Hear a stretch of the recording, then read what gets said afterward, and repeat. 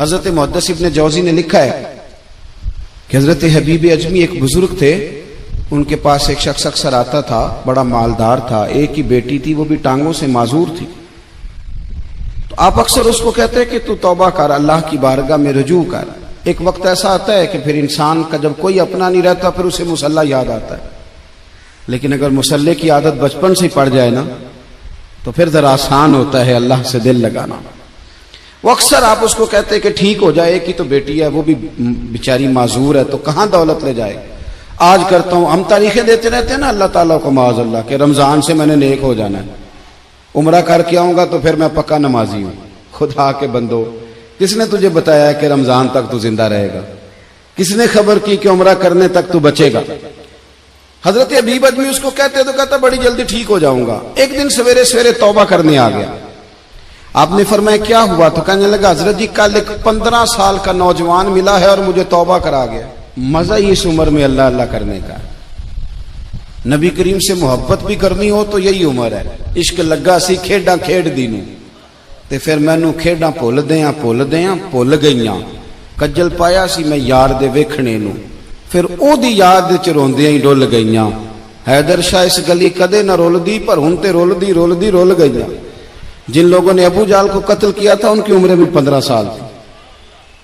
हम तो बड़े नहीं ना होते सारी जिंदगी, ना हमें को बड़ा होने देता है, हम बड़े ही नहीं होते। यही तो उम्र है कुछ कर गुजरने की।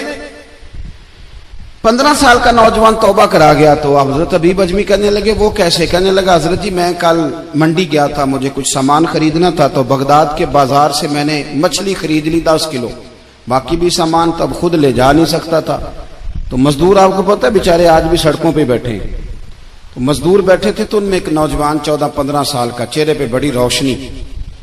मैंने उसको कहा बेटे मजदूरी करोगे? कहने लगा हुजूर मजदूरी भी करता हूं, पढ़ाई भी करता हूं, और जो अल्लाह को मंजूर हो उसकी इबादत भी करता हूं।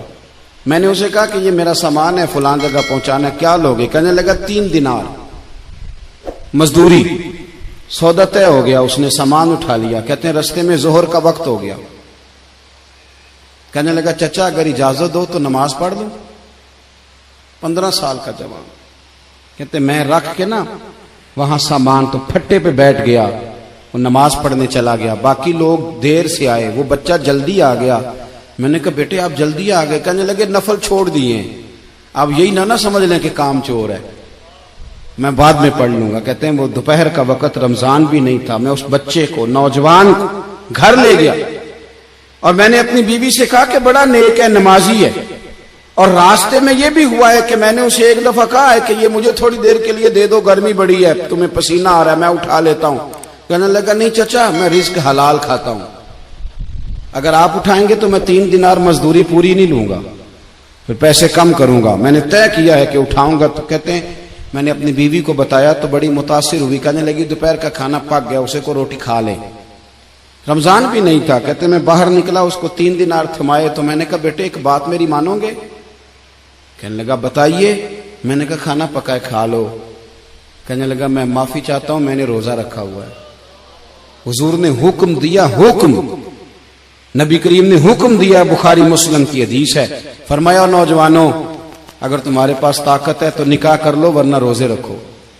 हुक्म दिया, या निकाह और या रोजे, ये सरकार का हुक्म है।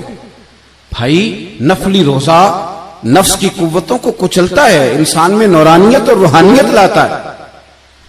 कहते वो कहने लगा मैंने रोजा रखा है। मैं और मुतासिर हो गया। मैंने कहा अब क्या करोगे?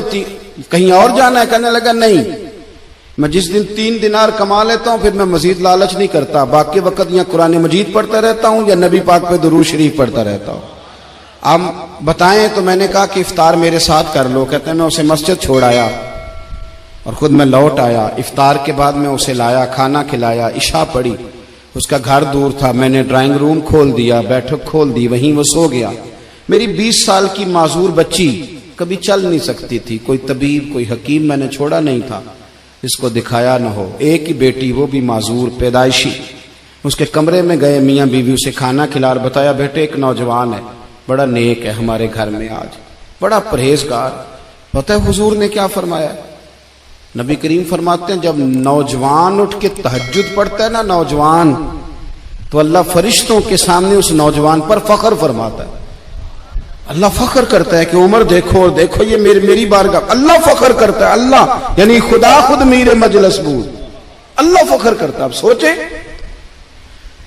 तो हमने अपनी बेटी को बताया कि नौजवान और बड़ा नेक है, तो कहते हैं वो खाना खिला के हम वापस आ गए। आधी रात का वक्त हुआ तो दरवाजे पे दस्तक हुई, बच्ची अपने कमरे में सो रही थी, हम अपने कमरे में, वो बैठक में। घबरा के उठे कि इस वक्त कौन है दरवाजे पे? तो बेटी कहने लगी अब्बा दरवाजा तो खोलना। कहते हैं दरवाजा खोला तो 20 साल हो गए थे बेटी को, कभी उसने चल के नहीं दिखाया था, कभी दौड़ के उधर जाती, कभी इधर आती। कहती अल्हम्दुलिल्लाह अल्लाह ने मेरी टांगे ठीक कर दी। हम दोनों रोने लगे, हे अल्लाह तो कितना करीम है, कैसे हुआ बेटे सारा कुछ? तो बेटी कहने लगी अब्बा आपने कहा था ना कि नेक नौजवान आया है, तो मेरे दिल में ख्याल आया अल्लाह अगर वाकई नेक है तो उसके सदके मुझे शिफा ही दे दे। या अय्युहल्लज़ीना आमनुत्तकुल्लाह वब्तगू इलैहिल वसीला। तो कहने लगी अभी मेरी दुआ भी पूरी नहीं हुई तो रब करीम ने फजल किया है और मुझे शिफा अता कर दी। कहते हम दौड़ के उसके कमरे में गए और जब हमने हाथ रखा तो दरवाजा पहले से खुला था, एक खत छोड़ गया था। आजकल के पीर की करामत होती तो फेसबुक पे दे देता, बाकियों को भी जरा भूल पता चले। कहते हैं वो खत छोड़ गया अपने बिस्तर पे कि अगर तुम लोगों को मुझसे मोहब्बत हो गई है तो मेरे पीछे ना दौड़ना, उस रब की बारगाह में झुकना जिस रब ने मेरे ऊपर भी फजल फरमाया है और आप पर भी करम फरमाया।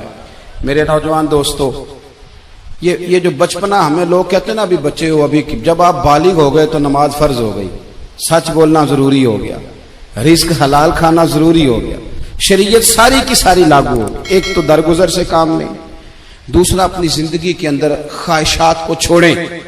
सादा खाना तो वैसे ही इंसान को तंदुरुस्त रखता है। ये जो चक्कर हमने डाला हुआ है ना मर्जियां करने का, अब मोटरसाइकिल बिल्कुल अच्छी भली होती है पर सिफारिश ये है कि मॉडल पुराना हो गया है, तो ये तो कमजोर लोगों की अलामत।